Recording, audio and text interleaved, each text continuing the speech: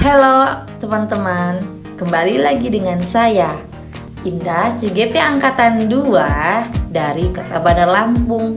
Baik teman-teman, pada kesempatan kali ini saya akan memaparkan koneksi antar materi saya di modul 3.1 Pengambilan keputusan sebagai pemimpin pembelajaran. Sebagai seorang pemimpin pembelajaran, pasti sering dihadapkan dalam situasi di mana kita diharuskan mengambil suatu keputusan. Namun, seringkali keputusan tersebut melibatkan kepentingan dari masing-masing pihak yang sama-sama benar, tapi saling bertentangan satu sama lainnya. Dalam mengambil keputusan, biasanya ada yang termasuk dalam kategori benar lawan salah.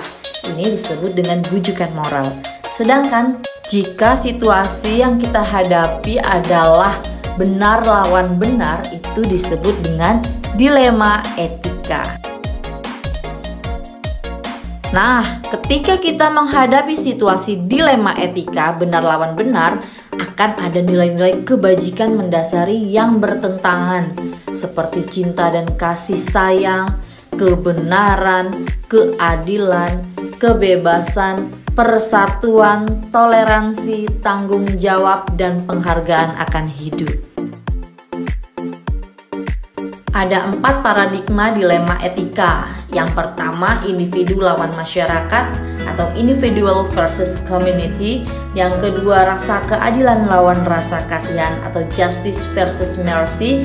Yang ketiga, kebenaran lawan kesetiaan, truth versus loyalty. And yang keempat adalah jangka pendek lawan jangka panjang, short term versus long term. Sedangkan dalam pengambilan keputusan dilema etika ada 3 prinsip yang mendasari. Yang pertama adalah end-based thinking atau berpikir berbasis hasil akhir. Hal ini dilakukan demi kebaikan orang banyak, biasanya seperti itu ya. Kemudian yang kedua ada rule-based thinking atau berpikir berbasis peraturan. Ini menjunjung tinggi prinsip-prinsip atau nilai-nilai dalam diri kita. Biasanya itu kan sudah kewajibannya, seperti itu namanya rule-based thinking. Kemudian care-based thinking, berpikir berbasis rasa peduli. Dalam hal ini jika mengambil keputusan berdasarkan apa yang kita harapkan orang lain akan melakukan pada diri kita. Kalau saya di posisi dia tuh bagaimana ya? Kira-kira saya pengennya dia tuh gimana sama saya gitu, seperti itu. Adapun dalam pengambilan keputusan ada tahapan-tahapan. Di sini ada 9 langkah pengujian pengambilan keputusan. Seperti apakah 9 langkah itu? Mari kita simak bersama. Baik, yang pertama dalam pengambilan keputusan 9 langkah ada langkah mengenali bahwa ada nilai-nilai yang saling bertentangan dalam situasi ini. Kemudian yang kedua, menentukan siapa yang terlibat dalam situasi ini. Yang ketiga, kumpulkan fakta-fakta yang relevan dengan situasi ini. Yang keempat, pengujian benar atau salah. Yang kelima, pengujian paradigma benar lawan benar. Yang keenam, melakukan prinsip resolusi. Yang ketujuh, investigasi opsi trilema. Yang kedelapan, buat keputusan. Yang kesembilan, lihat lagi keputusan yang sudah kita ambil tadi dan direfleksikan. Yang pertama, mengenali bahwa ada nilai yang saling bertentangan dalam situasi ini. Nah, di sini itu mengharuskan kita untuk mengidentifikasi masalah yang perlu diperhatikan. Pada langkah ini juga akan membuat kita menyaring masalah yang betul-betul berhubungan dengan aspek moral. Langkah yang kedua, menentukan siapa yang terlibat dalam situasi ini. Nah, ini kita menentukan ini nih masalah ini nih antara siapa dengan siapa sih. Yang ketiga, kumpulkan fakta-fakta yang relevan dengan situasi ini. Nah, dalam pengambilan keputusan yang baik membutuhkan data yang lengkap dan detail.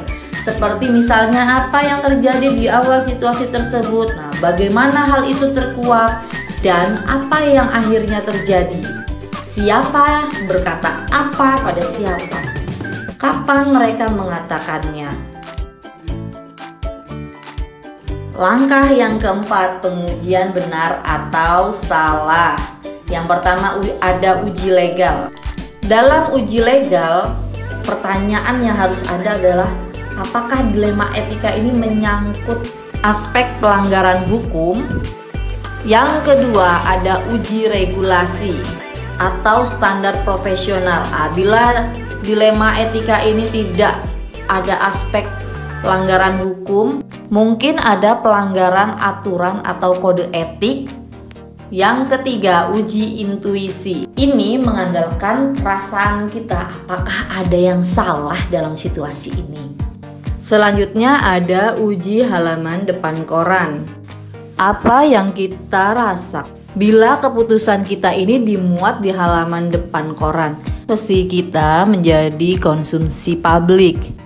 Selanjutnya uji panutan. Dalam langkah ini kita akan membayangkan panutan kita atau idola kita akan melakukan apa ya jika mereka mendapati kejadian seperti ini.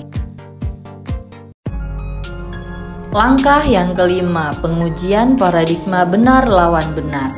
Dari keempat paradigma berikut ini, paradigma mana sih yang terjadi di situasi ini? Apakah individu lawan masyarakat? Apakah rasa keadilan lawan rasa kasihan? Atau kebenaran lawan kesetiaan? Jangka pendek lawan jangka panjang?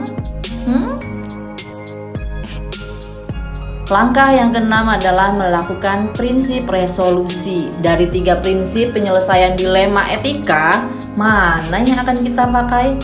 N-based thinking, rule-based thinking, atau care-based thinking, atau ketiga-tiganya akan kita gunakan dalam menyelesaikan masalah dilema etika. Yang ketujuh, investigasi opsi trilema. Apakah ada cara kreatif yang nggak pernah terpikir sebelumnya, yang bisa saja muncul di tengah-tengah kebingungan kita dalam menyelesaikan masalah ini, ya kan? Nah, yang ke-8 akhirnya kita sampai di sini, buat keputusan. Dimana saat kita membuat keputusan ini kita harus membuat keputusan yang membutuhkan keberanian secara moral untuk melakukannya. Ia tidak suka ragu-ragu kan kalau membuat keputusan. Semoga dengan 9 langkah ini dalam menyelesaikan keputusan kita sudah tidak ragu-ragu lagi. Kita sudah mantap dalam menentukan pilihan keputusan dalam suatu masalah. Selanjutnya langkah yang terakhir adalah langkah ke-9, yaitu lihat lagi keputusan dan refleksikan. Nah, ketika kita sudah mengambil keputusan nih, kita lihat kembali proses pengambilan keputusan, kemudian ambil pelajarannya untuk dijadikan acuan bagi kasus-kasus selanjutnya. Kira-kira kalau ada kasus yang mirip-mirip, oh saya bisa seperti ini, seperti itu. Begitu teman-teman. Baik teman-teman, sekian pemaparan koneksi antar materi saya di modul 3.1 ini. Semoga ini bermanfaat untuk kita semua. Thank you, bye-bye.